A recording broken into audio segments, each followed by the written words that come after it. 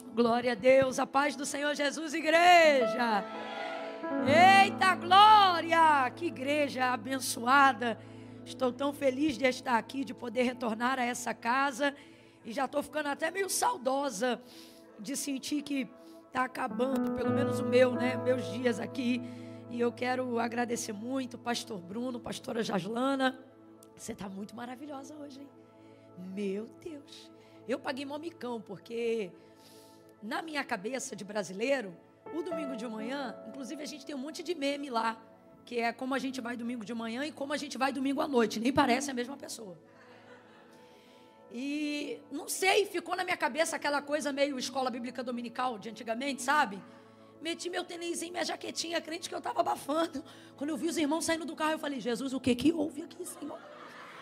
Porque o culto principal e oficial de vocês, né, é o culto de manhã. Então vai perdoando aí a missionária, tá bom? Ai, obrigada. Minha avó já dizia, beleza está nos olhos de quem olha. Viu? Deus te abençoe. Eu queria agradecer, louvar a Deus por essa igreja, por todos vocês. Deus abençoe. Espero que nós possamos nos encontrar em breve novamente, viu? Amém. Glória a Deus. Abra comigo a sua Bíblia no Evangelho de Jesus, segundo escreveu João, capítulo de número 4. Glória a Deus. Evangelho de Jesus, segundo escreveu João, capítulo de número 4. Gente, eu quero agradecer também a irmã Lilian, que tanto tem nos abençoado nesses 2 dias, né? A cunhada da pastora Jaslana. Cadê você, Lilian? Você está aqui? Meu Deus, tirou aquele sobretudo maravilhoso vermelho, já nem, né? Gente, pensa numa serva do Senhor. Falei para ela nesses 2 dias, falei para ela, Lília, se o Senhor te chamar, Ele vai fazer igual Samuel, você tem que responder, fala que é a tua serva.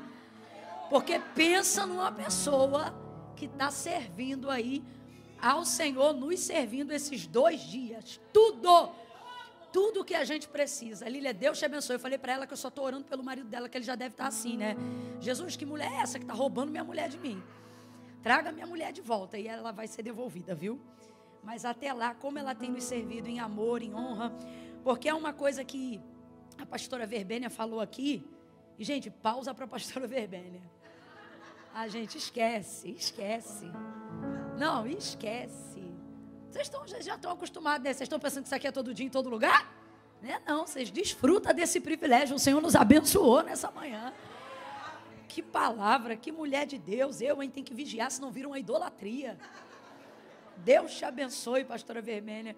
E quando ela estava falando aqui, né, sobre oferta, não por tristeza, nem por necessidade, Deus ama o que dá com alegria. De igual forma é quem serve, né? O servir para o Senhor não é mais importante do que o servir com alegria. A mesma coisa é para vir para a casa de Deus. Alegrei-me quando me disseram, vamos à casa do Senhor. Então é sobre isso, né? É sobre fazer com alegria. E é assim que essa igreja serve. Deus abençoe todas essas irmãs que estão cansadas da conferência, cheia de dor no calcanhar, mas vieram hoje aqui de manhã maravilhosas. Quem olha para elas nem diz, né? Deus abençoe de verdade. O Senhor recompense vocês. João capítulo de número 4. Quem achou, diga amém. Versículo 1 em diante. Quando os fariseus ouviram que Jesus fazia e batizava mais discípulos do que João, se bem que Jesus não batizava, e sim os seus discípulos, ele deixou a Judeia e voltou outra vez para a Galileia. E era-lhe necessário passar por Samaria.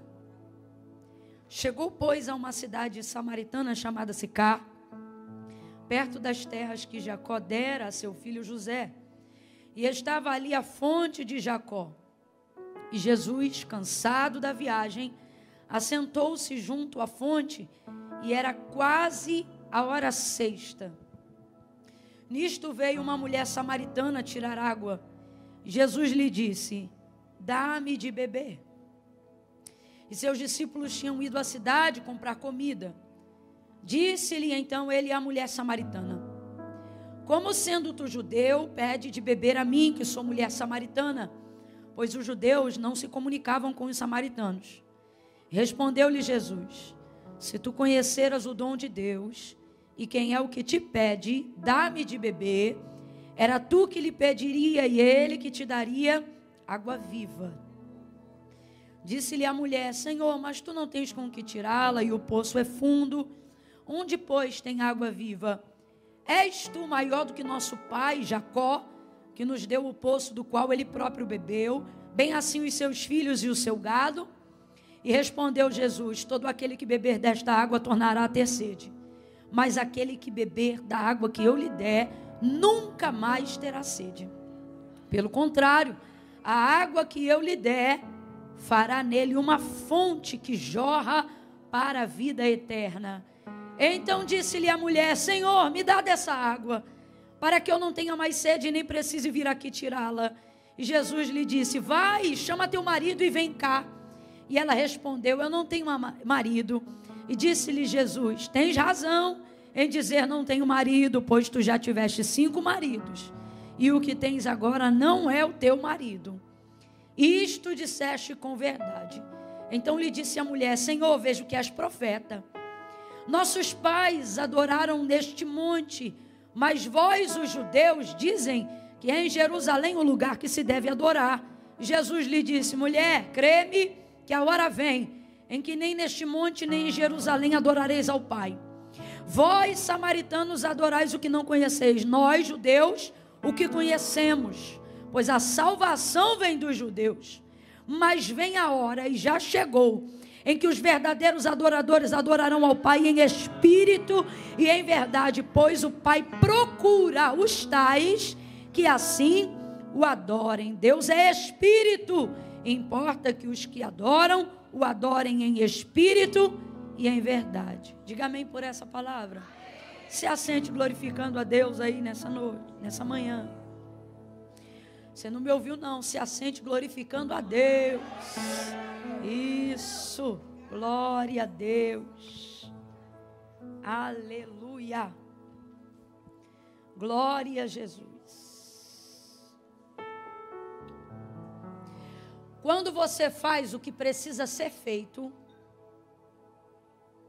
Deus faz aquilo que só Ele pode fazer por você. Eu vou repetir isso porque eu quero que você grave esse gatilho, que você leve essa chave para a sua vida. Quando eu faço o que precisa ser feito, Deus faz o que só Ele pode fazer na minha vida. Significa que quando eu faço aquilo que é preciso ser feito, Deus faz aquilo que eu jamais conseguiria fazer por mim mesma. Ele faz o sobrenatural. Então, se eu fizer o ordinário aqui não é o comum. O ordinário aqui é aquilo que é ordeiro, aquilo que é devocional, aquilo que é diário. Quando eu faço aquilo que é ordinário, devocional, diário, Deus faz aquilo que é sobrenatural. Veja, o sobrenatural, ou seja, aquilo que só Deus pode fazer, ele não é provocado por aquilo que eu faço de sobrenatural, porque eu não sou sobrenatural.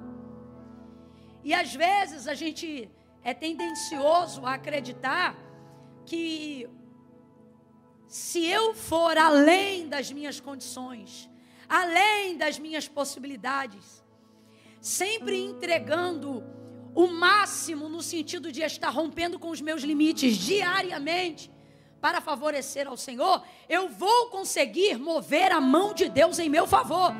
Isso na verdade é um equívoco e eu preciso ser sincera com você. Deus também não espera isso diariamente de você, porque Ele sabe que você não foi feito para ser sobrenatural. Ele não te criou para ser sobrenatural, Ele te criou para ser humano.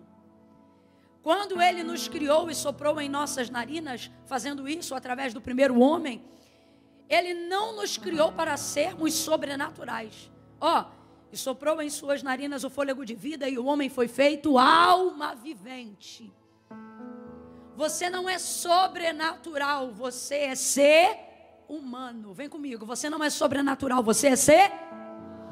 Todas as vezes que você quer romper a característica da sua humanidade, acreditando que na verdade isso te aproximará mais de Deus do que qualquer outra coisa, por mais que a sua motivação seja boa, A verdade é que você não vai ter condições de sustentar isso, porque isso contraria completamente a natureza de Deus criada em você. Então eu volto a dizer e repetir para que você compreenda: o que antecipa o sobrenatural de Deus não é eu ser sobrenatural, é a minha consciência de que eu sou ser humano.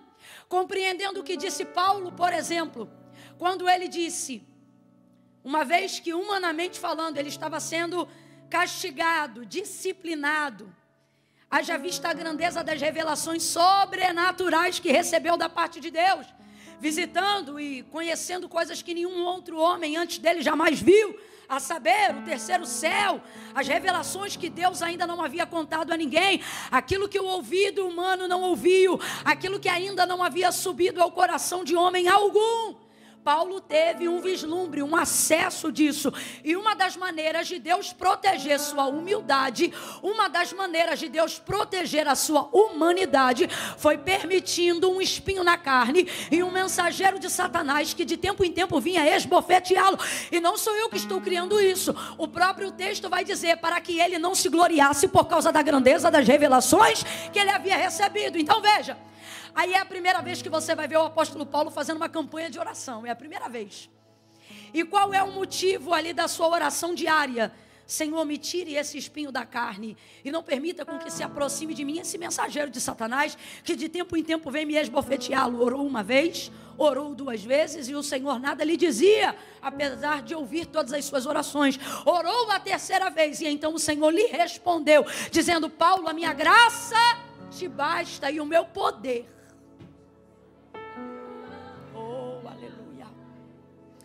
O meu poder, veja isso, o meu poder se aperfeiçoa na sua força, na sua sobrenaturalidade.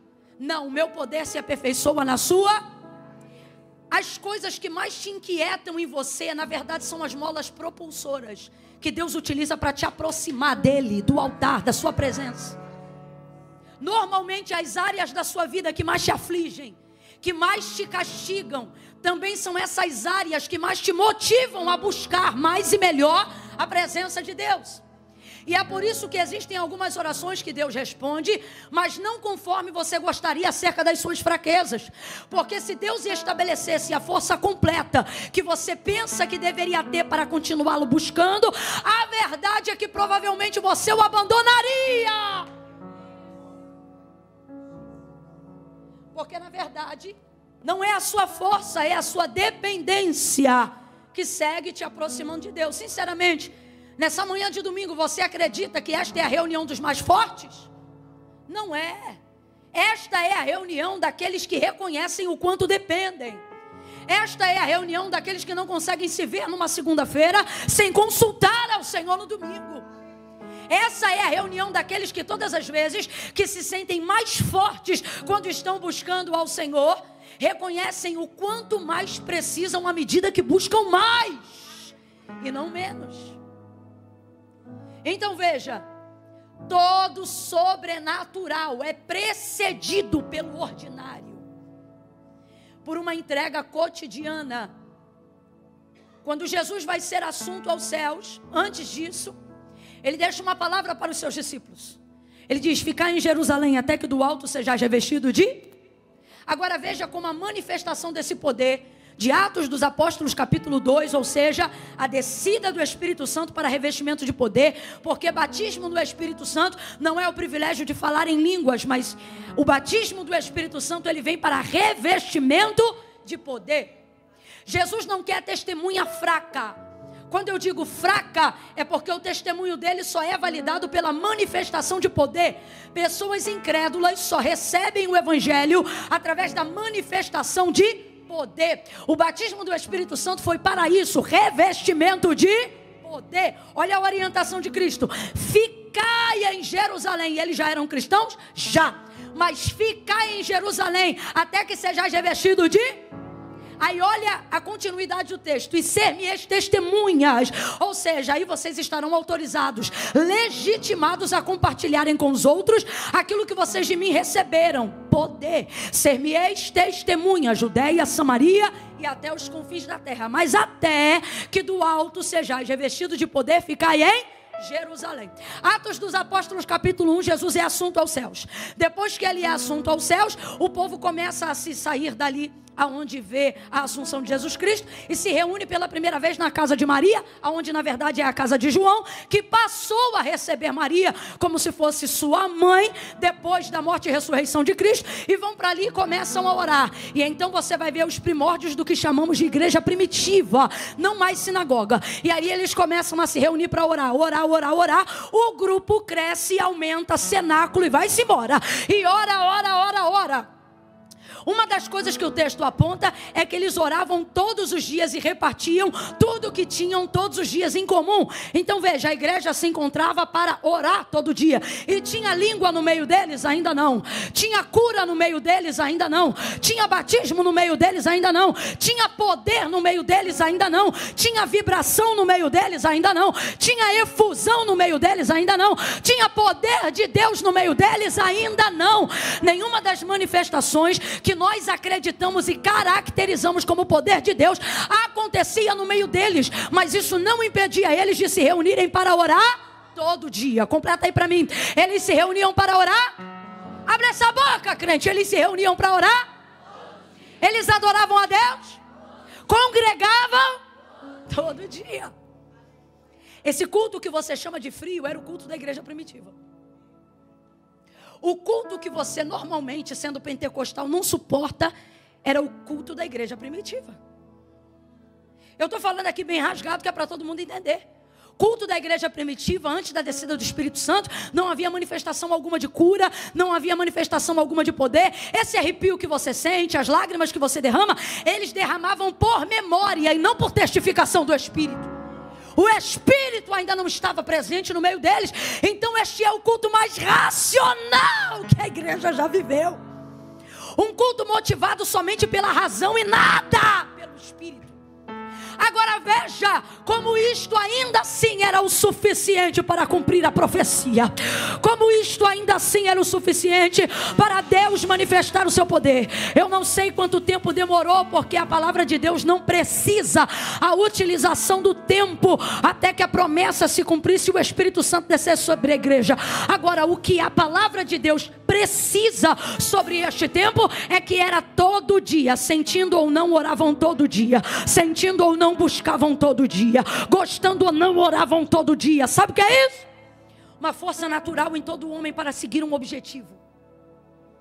E acredite, isso foi o suficiente. Então, falando sobre esse entendimento, o que foi que antecipou, o que antecedeu a vinda e a descida do Espírito Santo sobre a igreja? Não foi o sobrenatural, foi o ordinário. Oravam todo dia. Todo dia, todo dia. Camila, eu ainda não estou entendendo. Você vai entender. Deus está dizendo, você quer ser sobrenatural todo dia. Você quer um jejum diferente. Você vive de voto. Você só é efusivo em períodos de campanha. Eita! Deus está falando com alguém aqui. E Ele está dizendo, tudo que eu queria que você fosse era todo dia. O todo dia antecipa o sobrenatural. Orando todo dia, buscando todo dia, adorando todo dia. Aí de repente um dia, que dia? Não sei. Um dia daqueles do todo dia. E de repente veio do céu um som como de um vento veemente, impetuoso. E encheu a casa, encheu a casa. Encheu a casa onde eles estavam assentados. E foram vistos por eles línguas repartidas como que de fogo, as quais pousavam na cabeça de cada um deles. Ele estava condições de falar. Eu estou sentindo tanta graça de Deus aqui nessa manhã. Pegue a tua mão direita, imponha ela no ombro de alguém agora. Faça isso agora. Imponha a tua mão no ombro de alguém agora e diga assim, faça todo dia. E um dia Deus fará o que ninguém pode fazer. O seu é todo dia, o dele é o sobrenatural. Busque todo dia, ore todo dia. Faça o que precisa ser feito. Foram revestidos. Quem precisa de todo dia somos nós. Deus não precisa de todo dia. Em um dia, pastor Bruno, um dia, Ele muda a vida, Ele vira a chave. Você acha que Deus precisa de todos os dias da semana? Deus muda a tua vida com um telefonema. Você acha mesmo que Deus depende da bolsa de valores? Se Deus quiser, tu dorme pobre e acorda rico com um telefonema. Isso vocês recebem, né? Eu também. O todo dia é para nós. Do que eu estou falando? Estou falando sobre fazer o que precisa ser feito. Essa mensagem aqui é uma mensagem de contraponto para quem teve a oportunidade de estar aqui ontem. Ontem só falamos do que era espiritual. Se a gente pudesse resumir em uma palavra a mensagem de ontem, nós falamos sobre a necessidade de reconhecermos e de sermos espirituais. E hoje, o Espírito Santo está dizendo para nós que a manifestação, a acomodação do Espírito se dá por um comportamento físico e não sobrenatural. Você precisa se colocar, se posicionar. Só que qual que é o problema, Camila? Por que mesmo tendo a melhor das motivações, eu não consigo acessar o sobrenatural, eu não consigo viver o que Deus disse que eu viveria? Porque você quer se comportar como anjo e não como gente. Você quer ser mais crente que eu quero ser mais crente que você, nós queremos ser mais crente que os pastores mais crentes que a igreja de Cristo. Nós somos assim. Queremos ascender no Espírito o tempo todo, quando na verdade o testemunho que compartilhamos do que Deus faz na nossa vida para o mundo não está no Espírito, porque o mundo não conhece o Espírito. Ele está no nosso comportamento humano. E se eu te falar que Deus respeita a tua natureza humana mais do que qualquer outro? Porque Ele tem consciência que não te fez igual, te fez semelhante. É você que quer cismar de ser uma partícula do que Deus é. Soprou em suas narinas fôlego de vida e o homem foi feito alma vivente. Alma vivente. Preste atenção no que eu vou dizer e eu já entro em João 4. Quando o Senhor descia na viração do dia para falar com o homem, gente, pense nisso, o privilégio que o primeiro homem do mundo teve, qual fala tete a tete com Deus. Eu não sei nem se eles usavam linguagem verbal. Já parou para pensar nisso? Ele descia, inclusive depois da queda do homem, você vai ver Deus descendo no jardim, Ele está falando com alguém. Eu não sei se é um anjo, eu não sei se é com o filho, eu não sei se é com o espírito, porque Adão diz assim: eu ouvi tua voz soar. Não é que Deus já chegou chamando Adão, ele estava ouvindo Deus falar antes mesmo de chamá-lo. Eu ouvi tua voz soar no jardim e me escondi, temi porque eu estava nu. Quem te disse que tu estavas nu? Você veja, Deus falando com ele, Deus conversando com ele. Aí eu te pergunto, algum outro homem antes de Adão viu Deus? Está na dúvida? Ninguém. Olha o tamanho do privilégio desse homem. Não uma, não duas, mas o texto aponta para uma rotina de convivência de Deus para com o homem. Para isto o homem foi criado. Não para de vez em quando. Deus não quer se relacionar com você no domingo de manhã. Deus quer se relacionar com você. Para isso o homem foi criado. Agora veja o privilégio deste homem. Todos os dias vendo, todos os dias falando. Aí eu te pergunto, nós vamos fazer esse teste aqui agora. Eu te pergunto, alguém que vê Deus todo dia precisa de mais alguma coisa? Você está vendo como é que você quer ser sobrenatural? Deus não te fez igual, Deus te fez. Quem lembra? Deus te fez. Tu pode cantar muito e o máximo que você carrega é um vislumbre de quem Deus é. Tu pode pregar a ponto de nem essas colunas de ferro resistir. E no final do dia, o máximo que você consegue ser é pó.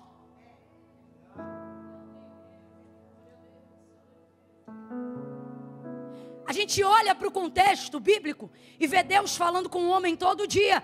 e pensa: de que falta tem um homem que tem Deus face a face todo dia? Aí você pensa: não tem falta de nada, mas é o próprio Deus que no capítulo 2, versículo 18 vai dizer: não é bom que o homem esteja só.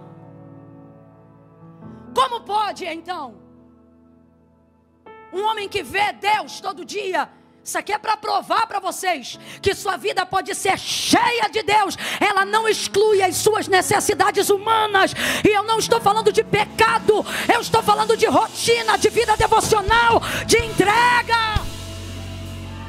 Deus, compreendo o que eu vou dizer. Deus tem consciência de quem Ele é. Maravilhoso, soberano. Aparentemente quem tem Deus não tem falta de... Só que Ele entende, Ele não é meu igual. Far-lhe-ei uma ajudadora. Sabe o que isso significa? No aramaico, alguém que lhe seja equivalente. Vou preparar para ele uma pessoa equivalente, igual, semelhante, igual a ele, no sentido de que? Natureza humana. Ela sim o completará, ele sim a completará, porque eles serão equivalentes. Se Deus, sendo quem é, tem consciência de quem nós somos, e sabendo disso, sendo superior, preparou ao homem uma igual, uma equivalente, por que você acha que vir à igreja e orar é o suficiente para vencer? Deus está dizendo para mim e para você: o que te falta é a consciência de voltar a ser humano. E entender que sua vida com Deus não exclui sua vida com a família. Entender que sua vida com Deus não te exclui de atividade física. Vou falar do jeito que Deus está mandando. Entender que sua vida com Deus não te impede de terapia. Tem coisas que Deus de fato pode fazer na sua mente, mas tem coisas que só um equivalente vai acessar em você. Estamos carregando algumas dores, não porque estamos desejando Deus, mas porque sem percebermos estamos agindo como se fôssemos iguais a Ele. Quando na verdade, irmão, isso aqui no final do dia é pó, é barro. Então, sobre o que nós estamos falando nessa manhã? Sobre a necessidade de organizarmos a nossa vida para vivermos o todo dia.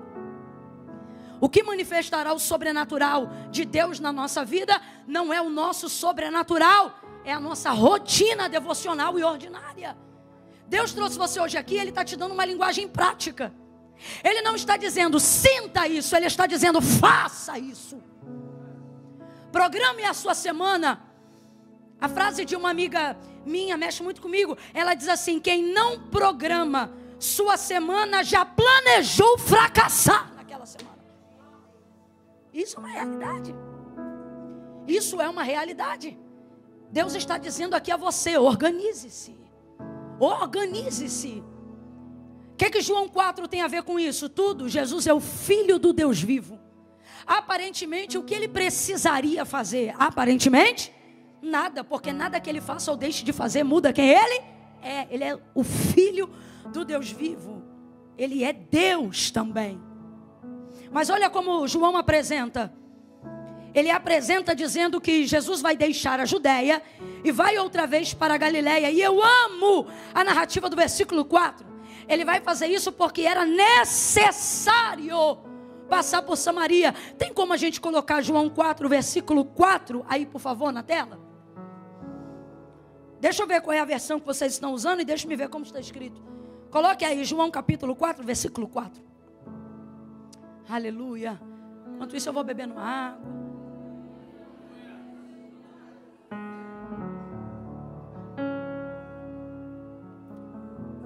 Pode beber água ainda aqui, não pode? Então pare de me secar.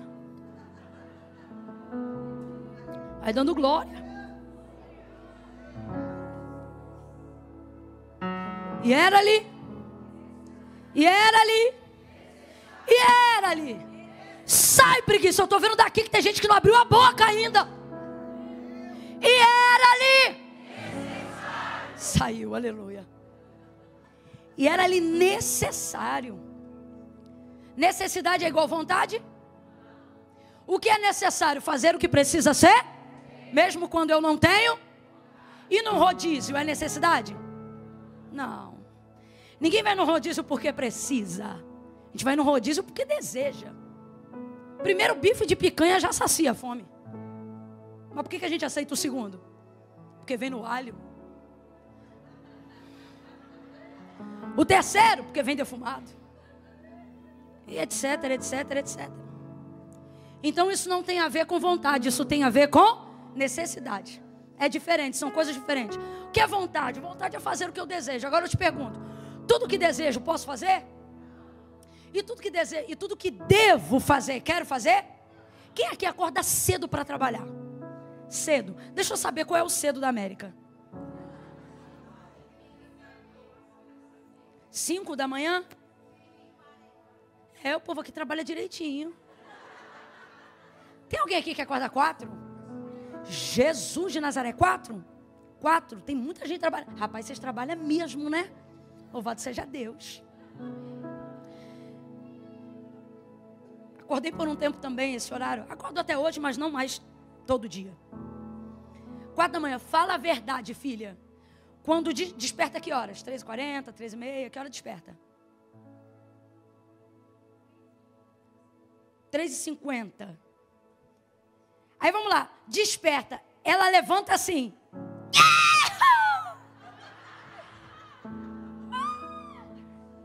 3h50, que alegria. Vou trabalhar. É ruim, hein? Fala real, filha, como é que é? Nárnia, vindo de Nárnia. É ou não é? Ai, meu Deus. Senhor, me dá graça, me dá força. Se ela ora antes de sair, normalmente, antes de... As primeiras orações são assim, meio embolada. Senhor, abençoa meus pecados nesse dia. Não, Senhor, perdoa meus pecados. Ainda está se conectando. Mas ela faz isso todos os dias. Não porque quer, mas porque precisa que seja. Qual é o nome disso, Camila? Responsabilidade. Responsabilidade. Jesus tinha responsabilidade com o ministério dele. O que motiva Jesus a sair da Judeia e ir para a Galileia? O espírito faccioso dos fariseus, que não participavam do que Deus estava fazendo no deserto da Judeia, através da vida dos discípulos de Jesus e de João Batista, que era o quê? Multiplicando o número de arrependidos. O texto diz que não eram poucos, mas eram muitos que se batizavam naqueles dias. Só que o que o fariseu fazia? Ele ia para lá só para fazer uma conta matemática. E ainda inventava fofoca. Porque ele dizia que era Jesus que batizava mais. E João está dizendo que Jesus, na verdade, nem descia ninguém às águas batismais. Eram os discípulos dele que faziam isso. Quando tem espírito faccioso, por mais bem sucedida que seja a obra, Jesus se ausenta daquele lugar. Aonde tiver competição, Jesus não fica. Pode ter escala de ministério de louvor, de tão bom que é o ministério de louvor. Pode ter culto todos os dias. Se começar a conversa fiada de que um canta melhor do que o outro, pode continuar cantando muito, mas Jesus não fica para ouvir. Pode intercalar pregador todo domingo e todos os dias de culto semanal. Se começar a conversa fiada, de fulano prega mais, o outro prega menos, o outro faz assim, o outro faz... Isso é conversa de fariseu. Jesus não fica. Não fica. A fim de que a obra de Deus continuasse sendo feita e o nome de Deus continuasse sendo glorificado, Jesus vai se ausentar do deserto da Judeia. E essa é a motivação dele, por causa da conversa fiada dos fariseus. Vai deixar a Judeia e vai seguir rumo à Galileia. E aí João vai revelar. E por que eu amo esse texto em João? Porque João é um dos poucos discípulos, por que não dizer, entre os evangelistas, o único discípulo que não traz a narrativa sobre o que Jesus Cristo fazia, contando só o fato, mas trazendo a motivação por trás do fato. Pode olhar, a narrativa textual e verbal de João está sempre no gerúndio. Ele conta as coisas que aconteceram como se elas estivessem acontecendo na hora que ele está narrando. E ele faz isso porque ele gosta de trazer a motivação de Jesus por trás do fato. Um exemplo, Mateus traz o que Jesus fez. João sempre traz a motivação pela qual Jesus fez. É como se tivesse um restaurante que você gostasse muito de comer, e esse restaurante fizesse um prato maravilhoso que você não sabe fazer, você só sabe ir lá para comer. João é o restaurante que passa a receita. Entende? João traz os ingredientes por trás do fato. Então o que ele está colocando aqui? Ele está colocando aqui que a motivação de Jesus em passar por Samaria não era voluntária no sentido de espontânea, de vontade, de desejo. Vou trazer um exemplo para você entender. Quando ele ia para a casa de Lázaro, Marta e Maria, eles eram amigos, afinidade pessoal. Jesus não ia lá porque devia. João 11. Jesus amava Marta, Maria e Lázaro. A casa mais visitada que se há registro no texto sagrado foi a casa de Lázaro, Marta e Maria. E não é porque Jesus tinha uma obra para fazer lá, é porque eles eram amigos, amados. Isso é voluntariedade, isso é desejo, isso é vontade. Agora, Samaria, para Jesus, Samaria não é voluntariedade, não é desejo, é chamado. E chamado não pode ser guiado pela vontade. Vida com Deus não pode esperar vontade. Obediência não pode estar associada a desejo. É racional o quê? Fazer o que precisa ser feito. Camila, mas eu não gosto. Não é sobre gostar, não é sobre querer, é sobre responsabilidade ministerial. É sobre obediência. Faça o que precisa ser feito. Agora veja, Samaria é uma terra de errados. Eles perverteram, pecaram contra Deus, contra a lei, contra os profetas. Constituíram para si no alto das montanhas de Sicar deuses e ídolos constituídos por mãos de homens. Há também lá um altar a Deus, só que no meio de muitos outros, porque eles se mostraram adoradores de muitos deuses e fizeram tudo o que era errado. Então Samaria é uma terra de errados. Guarde isso na sua mente. Samaria era uma terra de? E Jesus é a pessoa errada ou a pessoa certa? A gente tende a pensar que terra de errados não cabe pessoas. Mas e se eu te disser que a terra dos errados foi feita para pessoas certas? E era-lhe necessário passar por Samaria. Necessidade. Não é porque eu gosto, não é porque eu quero. Eu vou para cumprir o chamado, porque Samaria é terra de errados. Ao contrário do que as pessoas querem pregar, Jesus nunca foi um revolucionário quebrador de lei. Jesus era organizadíssimo. Jesus não quebrava a lei. No seu primeiro sermão ele disse: não cuideis que vim trazer a paz, mas a espada. O que é a espada? A espada é a lei. O que ele está dizendo? Eu não vim descumprir o que meu pai falou. Eu vim resgatar em vocês a motivação pela qual ele enviou a lei. E aí ele revela que a graça nada mais é do que o cumprimento motivacional e não litúrgico da lei. Por exemplo, perguntam para ele sobre o adultério, e ele vai dizer: ora, se teu olho te condena, arranca-o fora. Porque só de você pensar, você já está em pecado. Isso é a graça. Correção da motivação e não do rito sagrado. Então ele vem para isso. Por que eu estou dizendo isso? Porque tem gente que acha que porque Jesus era Jesus, ele fazia o que queria. Fazia não. Ele cumpria a lei em toda a sua vida. Alguém diz assim: não, Camila, ele quebrou o sábado. Jesus nunca quebrou o sábado. A lei dizia sobre o sábado que a vida era maior do que o sábado. Lembra quando ele cura o homem da mão mirrada num sábado dentro da sinagoga? Todos se levantam contra ele, olhando, julgando e pensando que esse homem pensa que é para fazer uma obra dessa no sábado. E ele diz: hipócritas, se uma ovelha cai no poço, vocês não esperam das 6 horas do outro dia. Vocês vão lá e tiram ela. Porque o que a lei diz? Que a vida é maior do que o sábado. Então se um boi ficasse atolado e se a sua vida estivesse em risco, a sua vaca, como isso mexia no bolso deles, eles faziam uso da lei em dizer que a vida era maior do que o sábado para ir lá proteger o investimento. E aí salvava a ovelha, salvava o boi. Aí o que Jesus está dizendo? Eu salvei a vida de um homem. O que vale mais, gente? Um animal ou um homem? Na nossa sociedade está complicado. Protege-se ovo de pato e aborta-se criança. Mas a vida do homem ainda é o pináculo da criação de Deus. Então olha o que Jesus está dizendo. Olha o que Jesus está dizendo. Eu salvei, eu curei um homem inteiro. Ele está dizendo, eu não livrei uma ovelha, eu não livrei um boi, não. Eu salvei uma vida humana inteira. E vocês estão querendo me criticar porque é sábado, cambada de hipócrita. Ele arrebenta. Ele arrebenta. Mas diga para mim, quando foi que ele quebrou a lei? Então não vem para cá utilizar Jesus como espelho para dizer, Jesus era Jesus. Porque isso é invalidar o sacrifício de Cristo. O Jesus era Jesus 100% homem, para te mostrar que é possível fazer a vontade de Deus. Então ele nunca quebrou. Então veja, ir para Samaria era obediência ao seu chamado, era fazer o que precisava ser feito. Todas as vezes que um judeu saía da Judeia para ir até a Galileia, ele fazia uma viagem de aproximadamente 6 dias. Quantos dias? Quantos dias? Porque ele dava toda uma volta no entorno de Samaria para não ter que topar com nenhum samaritano. Porque judeus e samaritanos não se comunicam. Para os judeus, os samaritanos são cães. Cachorro mesmo.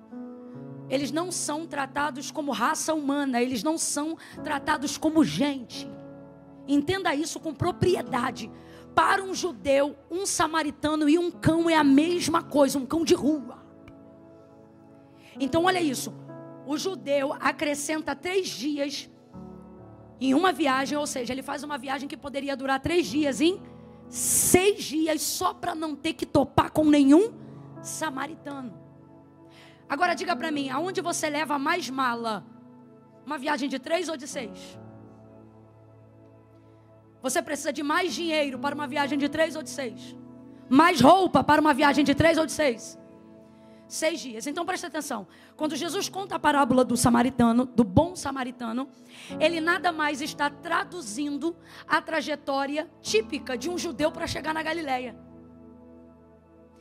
Normalmente, na viagem de 6 dias, levava-se tudo que poderia comprar, levava-se para não ter que negociar com nenhum samaritano. Então você leva uma carga maior, uma mala maior, você leva dinheiro a mais, você leva roupa a mais, para você não ter que negociar durante a viagem e não ter que topar com nenhum samaritano. Vai ouvindo isso aí. Não é aleatório a parábola de que o cuidado é prestado por um samaritano. E por que não é aleatório? Porque a maioria dos assaltos, e agora eu falo dos livros de história com H, narram a quantidade de nômades salteadores no deserto da travessia. Eles vivem de quê? De pessoas que fazem essa travessia.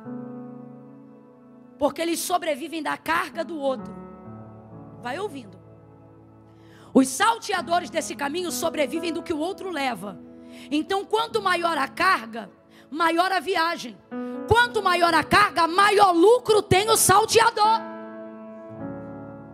Quantas pessoas não eram surradas, assaltadas, como conta a parábola do bom samaritano que Jesus contou, nesse tipo de travessia, porque os salteadores da estrada sobrevivem da carga dos viajantes.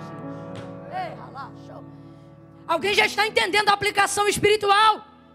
Existem demônios, existem circunstâncias na vida que só vão te atacar por causa da carga que você leva.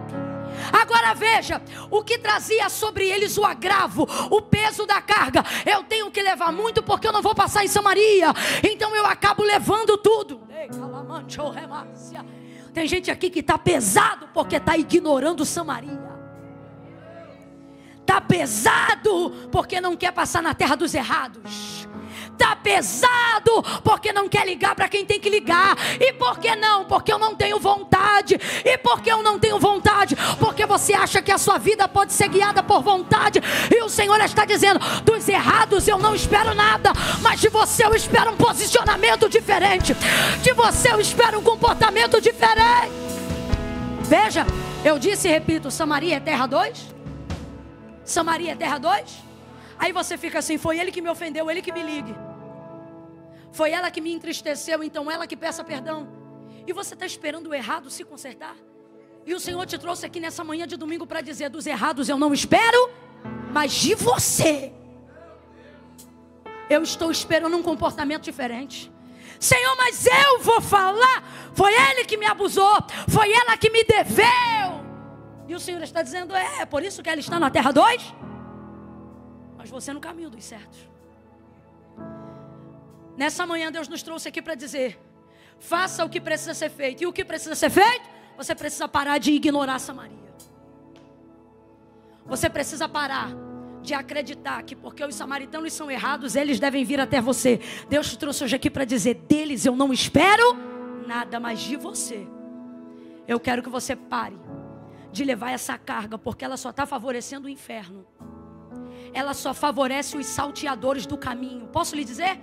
Muitos judeus não chegavam na Galileia porque o nível de surra e de assalto que lhes era feita no meio do caminho lhes impedia a chegada na Galileia. Camila, eu não estou entendendo, vai entender agora. Você pode até saber aonde você quer chegar e pode sair com toda a munição que precisa para chegar lá, mas isso não é garantia de chegada. Por quê? Porque o segredo do sucesso de quem chega não é saber o destino, é saber fazer o caminho que leva até lá.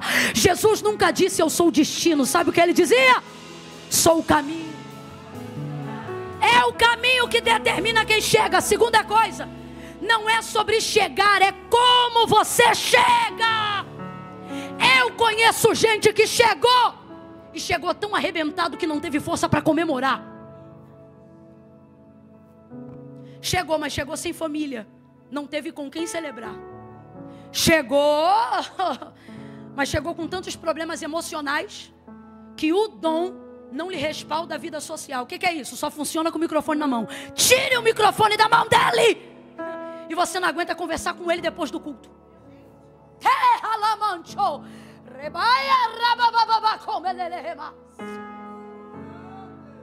Refém da carga. Foi destruído no caminho. Chegou no pódio, mas não tem com quem celebrar, porque teve que arrebentar a família inteira para chegar. Está no segundo divórcio, porque teve que destruir vários casamentos para chegar. Os filhos não reconhecem os pais, porque teve que acabar com a conduta familiar para chegar, para ganhar, para ter. Então não é sobre aonde você chega, é como você chega. Por que quando o Senhor chamou Abraão, Gênesis 12, e disse: sai do meio da tua parentela, da casa de teus pais, vai para uma terra. A terra era Canaã e Deus sabia que era Canaã, sim ou não? Mas Deus falou para ele que era Canaã? Vai para uma terra que eu vou te mostrar, porque isso não é sobre conhecer Canaã, isso é sobre conhecer Deus enquanto caminha para lá. Deus não está chamando Abraão para conhecer Canaã, Deus está chamando Abraão para conhecer Ele. E Deus você não conhece na chegada, Deus você conhece no... O povo sabia onde deveria chegar quando enviou o Senhor Moisés para libertar o povo da terra do Egito. Casa de servidão. Tira o meu povo de lá e leva o meu povo para Canaã. Promessa feita a Abraão. Escute isso. Então o povo que saiu do Egito sabia que o destino final era Canaã. Sabia ou não sabia? Sabia ou não sabia? Sabia. O povo sabia onde ia chegar e tinha o melhor líder para colocá-los lá. Mas somente a geração de Josué e Caleb entrou. Milhares de hebreus morreram no deserto, a caminho de... Mas não chegaram lá. Por quê? Porque só queriam honrar Deus na chegada. Quem não honra Deus no caminho, não chega. E se chegar, não vale a pena, não chega bem. Então veja, os judeus ignoravam Samaria, presta atenção. Aqui está a Judeia e aqui está Samaria. Vem comigo, presta atenção. Meu lado esquerdo, Judeia. Meu lado direito, perdão, Galileia. Jesus está saindo da Judeia porque ele quer chegar? Então vamos lá, meu lado esquerdo está Judeia. Vem comigo, meu lado esquerdo está? No meu lado direito está Galileia. De novo, no meu lado esquerdo está? E no meu lado direito está? Quem é a mesa? Samaria. Samaria, acredite, estava bem no meio. Então, qualquer outro judeu ignora o meio, contorna a montanha de Sicar, e a viagem que deveria durar, passa para... E é aí que fica perigoso. Aí olha o que Jesus vai dizer, e era ali. Vou fazer o que precisa ser feito. Não vou correr risco. Não vou levar carga. Não vou levar bagagem. Eu estou falando aqui e Deus está dizendo que hoje você vai largar um monte de mala aqui. Você vai seguir sem essas sacolas. Eita, catuca 2 aí. É a primeira vez que eu estou te pedindo isso. Catuca 2 aí, diga, tu vai sair leve. Vai sair leve. Deus está dizendo aqui para alguém, hoje você só vai sair com o que cabe no bolso e no coração. Essa carga vai te deixar. Essa mala vai te deixar. Tudo aquilo que teu adversário e que os errados fizeram contra você, que te travou, vai cair por terra nessa manhã. Em nome de Jesus, você vai sair leve, leve, leve. Você vai sair leve, vai sair leve. Jesus não ignora a mesa. Quem é a mesa? Abre a boca, quem é a mesa? Ele não ignora a mesa. Vou passar no meio da mesa, vou passar no meio. Samaria está bem no meio e era ali necessário. Vou fazer o que precisa ser feito. Vai passar feliz? A princípio não, mas vou fazer o que precisa ser feito.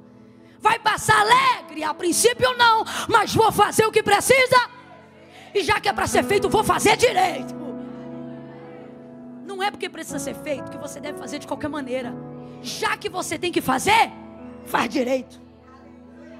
Vou falar rasgado que é para todo mundo entender. Já que você vai liberar perdão, não libera de qualquer jeito não. Faz um bolo com um café. Faz essa pessoa sentir saudade do tempo que ficou distante. Faz essa pessoa... Uma vez eu ouvi uma definição poética de perdão, achei lindo.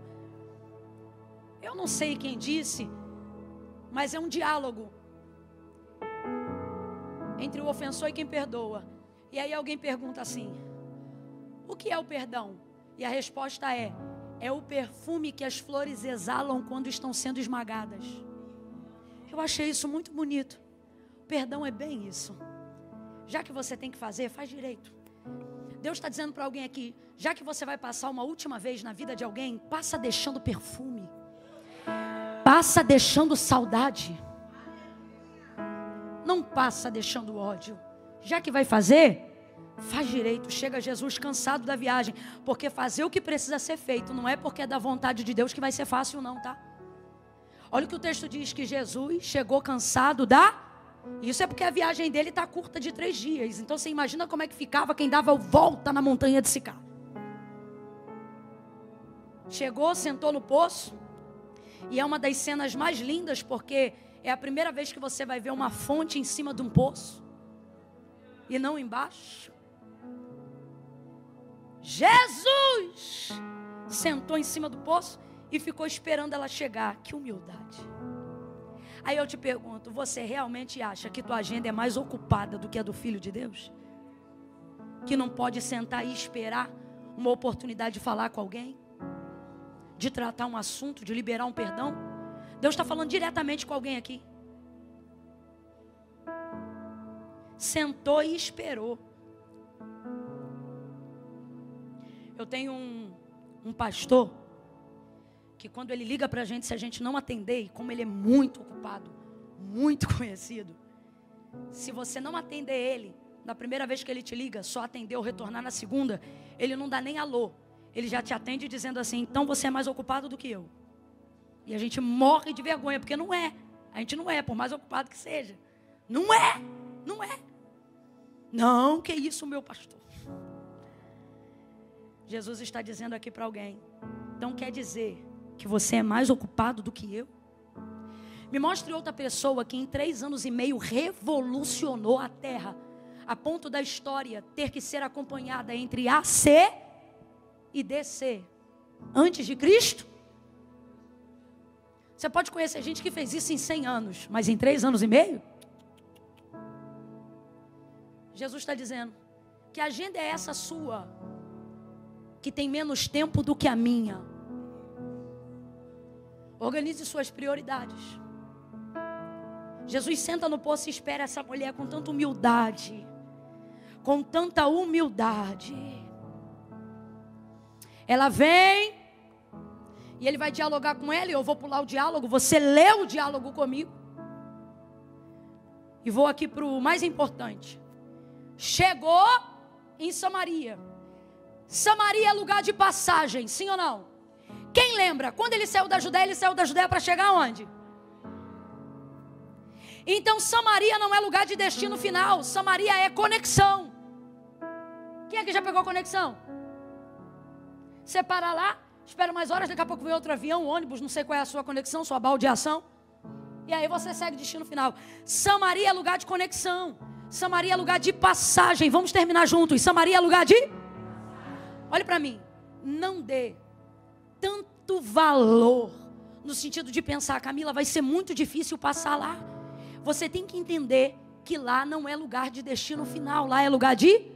Então passa logo. Porque isso não vai determinar. Exatamente. Mas isso determina a maneira como você vai chegar aonde você quer. Seu estado de espírito, suas emoções. Eu vou contar de 1 a 3. Quando eu disser 3, tu vai sacudir 3 pessoas. Camila, mas esse não é o nosso costume. Eu não perguntei nada disso. Você vai fazer o que tem que ser feito. Quando eu disser 3, tu vai sacudir umas 3. E vai dizer para ele ou para ela assim, passe logo lá, passa logo. É 1, prepara, é 2, já vai pegando na camisa de alguém, 2,5. 3, sacode e diz, passa logo lá. Passa logo, me sacode, passa logo lá. Liga para quem tem que ligar, abraça quem tem que abraçar, libera perdão para quem tem que perdoar. Se libere, se liberte, passa logo, é lugar de passagem. Aí você passa pensando assim, vai ser tão difícil, vai ser tão complicado. Meu Deus, como é que vai ser? E o Senhor está dizendo, a obediência corrige tudo. Só passa e deixa que o clima eu preparo. Só passa e deixa que a obra eu faço. Só obedece e deixa que eu preparo o coração. Deixa que eu preparo a ligação. Deixa que eu preparo a oportunidade. Só obedece. A obediência corrige tudo. Passa lá. Faz o que tem que ser feito. Aí Jesus passa, senta, espera, ela vem.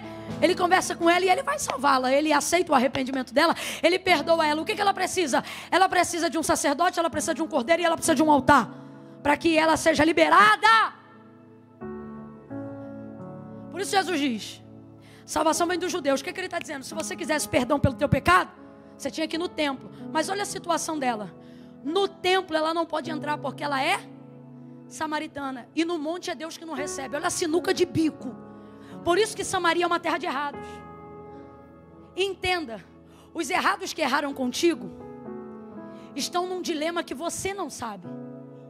Porque o diabo, quando prepara ocasião para a gente magoar alguém, ferir, ele só mostra a porta de entrada. Depois que a gente está no rolo, ele não mostra onde fica a porta. Normalmente quem está no rolo só soube entrar, quer sair, mas não sabe como. Olha a situação dela, parece até conversa fiada, porque Jesus diz assim, traz aqui teu marido. Eu não tenho marido. Tu disseste bem, porque tu já tiveste 5 e o 6º que tu tem agora não é teu marido. Senhor, me dá dessa água. Não tem marido, pererê, parará. Quando ela vê que o pecado dela acabou de ser confessado, ela identifica que está diante de um profeta. Aí ela diz assim, aonde se deve adorar? Não parece que ela está mudando de assunto? Mas é porque o nosso entendimento de adoração tem muito a ver com o que a gente está fazendo aqui nessa manhã. Glória a Deus e aleluia. A adoração na cultura ocidental, ou perdão, oriental, não tem nada a ver com isso aqui. Olha o que Deus dizia para Moisés quando ele determinou que seria adorado pelo seu povo no tabernáculo. Moisés, manda esse povo não se apresentar para mim com as mãos. Adoração é entrega. E qual era a entrega? Está lá em Levítico. Se é ações de graça para quem é pobre, cereal, 2 rolinhas. Se é ações de graça para quem é rico, um cordeiro, um novilho. E ele vai determinando os pontos de adoração. Por exemplo, ele diz assim, para perdão de pecado, mande trazer animal X. Ele vai estabelecendo. Porque para Deus adoração é entrega. Por exemplo, o período do culto que normalmente as pessoas pensam que é carnal, é o ápice da adoração do culto, que é a hora da oferta. É o ápice de entrega. Estou falando de nós para Deus. Isso é adoração. Agora vamos um pouco mais além. O que é adoração? Adoração é o que eu vou entregar pelo meu arrependimento. Qual era a pregação de João Batista no deserto? Arrependei-vos, porque é chegado o rei. Aí ele dizia, produzir para si frutos dignos de arrependimento. Isso é o reino do céu. Agora veja. A mulher parece que está mudando de assunto, mas não, ela está entrando no assunto. O que ela está querendo dizer, vamos traduzir o texto. O que ela está querendo dizer é, aonde eu levo oferta para a expiação desse pecado que eu acabei de confessar. É isso que ela está dizendo. Eu levo no templo ou no monte, porque eu quero ser livre. Então vê, essa mulher já está no rolo e ela quer se livrar do rolo, mas ela não sabe como se livrar. E por que ela não sabe? Pelo que Jesus vai dizer para ela agora. No monte é o lugar certo, no templo é o lugar certo. Ela precisa de um sacerdote, ela precisa de um animal e ela precisa de um altar. E só Jerusalém tem o que ela precisa, mas ela pode entrar no templo em Jerusalém? E no monte é Deus que não recebe. Então olha o rolo. Olha o rolo. Quero me consertar, mas não sei como, então eu fico no erro. Porque no templo eu não entro e no monte é Deus que não recebe. Aí ela diz assim, eu sei, olha a esperança dela. Eu sei que o Messias vem. E quando ele vier, ele vai nos ensinar essas coisas. Sabe o que ela está dizendo? Eu sei que quando ele vier, ele vai dar um jeito. Ele vai tirar a gente desse rolo. Ele vai tirar a gente desse dilema. Ele é a saída que nós esperamos. Ele é a porta de escape que nós almejamos. É tão lindo ouvir Jesus dizer, eu sou a porta das ovelhas. Oh, aleluia. Eu sei que quando o Messias vier, ele nos ensinará essas coisas. Aí Jesus olha para ela, fala a verdade. Eu acho que todo mundo aqui imagina ele com um sorrisinho de canto de boca, dizendo assim, mulher, crê-me, acredita em mim, que a hora vem. O que ele está dizendo para ela? A hora que você espera chegar, chegou. A hora está aqui falando contigo agora. O Pai está procurando pessoas como você. Que pessoas que querem se consertar. Porque adoradores aqui são pecadores arrependidos. O Pai está procurando gente como você, que se arrependa, que queira se consertar. É assim que Ele quer ser adorado. Então crê que a hora chegou, vem e fala contigo agora. Em que os verdadeiros adoradores adorarão em espírito e em verdade. Ele vai perdoar ela, Ele vai liberar ela e Ele vai usar ela como uma chave para entrar na cidade de Samaria e salvar muitos outros samaritanos dos seus erros, dos seus delitos e dos seus pecados. Mas o que eu quero me deter, me ater aqui? Ela precisa de um altar. E ele está sentado em cima da fonte de Jacó. Quem é Jacó? Terceira geração patriarcal de Abraão. É um memorial de Deus. O nosso Deus é Deus de Abraão, Isaac. Ele está sentado na fonte de... Isso não é um poço, isso é um altar. Ela precisa de um sacerdote, sim ou não? E ele é o sumo sacerdote. Ele é o sacerdote dos sacerdotes. Terceira coisa que ela precisa, de um animal para derramamento de sangue e para expiação do pecado. Quem é ele? Eis o Cordeiro de Deus que tira o pecado do mundo. Ela precisa de um animal, ele é o Cordeiro Imaculado. Ela precisa de um altar, ele está na fonte de Jacó. Ela precisa de um sacerdote, ele é o sumo. Então tudo que ela precisava de bom, ela na verdade conseguiu de melhor. Ele perdoa ela, ele libera ela. Livre dessa algema, ela vai embora. E vai contar, olha, vem ver. Vem ver se não é esse o Messias. O homem que tem dito tudo que eu faço. Aí o povo todo vai ver Jesus. Samaria era lugar de... Vambora, Samaria era lugar de... Só que os samaritanos ficaram tão loucos com Jesus que eu tenho para mim, que é a inspiração da canção antiga, que diz assim: fica, Senhor. Alguém conhece essa canção? Tens meu coração para... Deixa a capela mesmo, que eu sou péssima de tom. Faz em mim morada permanente. Fica, Senhor, meu Salvador. Eu tenho para mim que essa canção surgiu desse episódio. Você sabe por quê?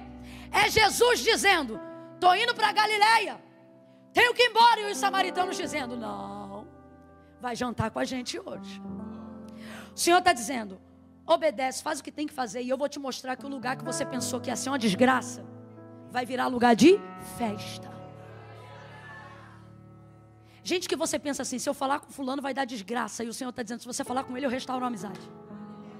Só que seu coração traumatizado diz assim: eu não quero.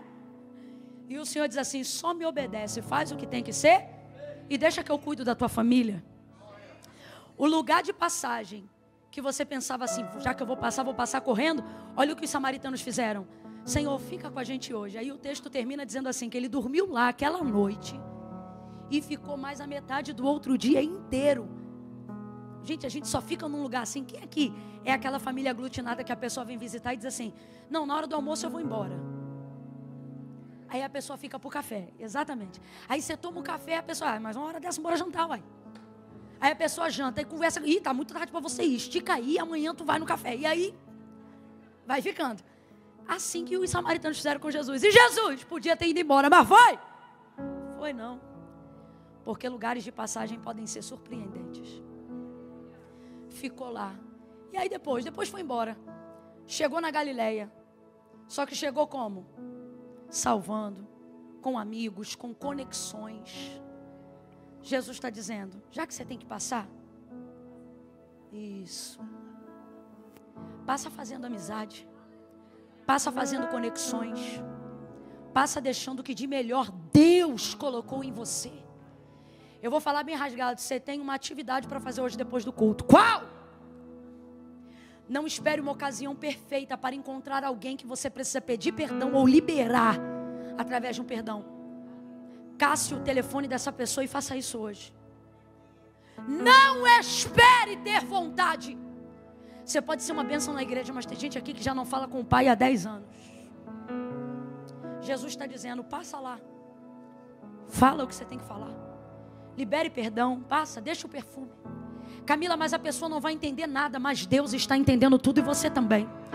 Fica de pé do seu lugar em nome de Jesus.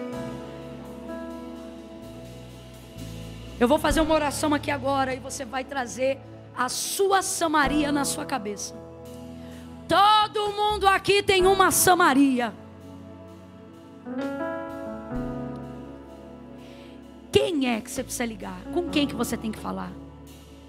Quem te feriu? Quem você não gostaria de ver hoje nem pintado de ouro? Essa é a sua Samaria. Feche os seus olhos por alguns instantes, curve a sua cabeça e peça ajuda ao Espírito Santo agora. Espírito Santo, qual área da minha vida eu tenho ignorado? E o Senhor não quer mais que eu ignore, o Senhor quer que eu resolva. Eu não quero ter raiz de amargura no meu coração, eu não quero ter pendência.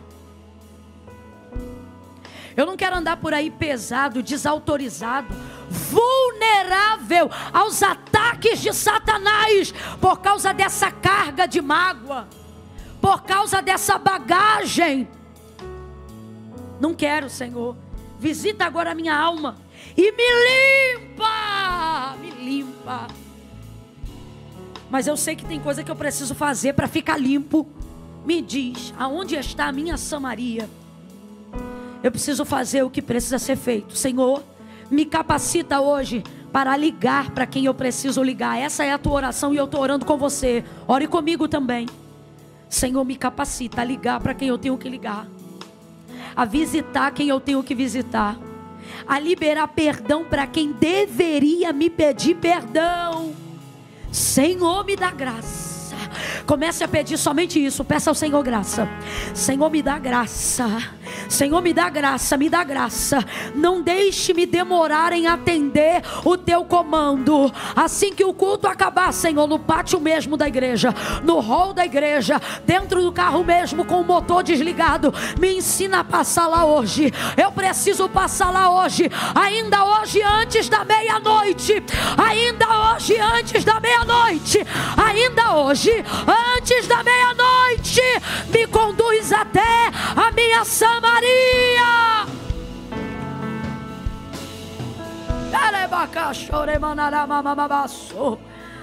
Senhor, nós oramos agora em nome de Jesus, Pai. Nos dá graça para entrar onde precisamos entrar, para perdoar quem precisamos perdoar. Se há ainda alguma carga em nós, identifica, aponta, porque não queremos perder o destino por causa daquilo que não tivemos coragem, responsabilidade de fazer no meio do caminho.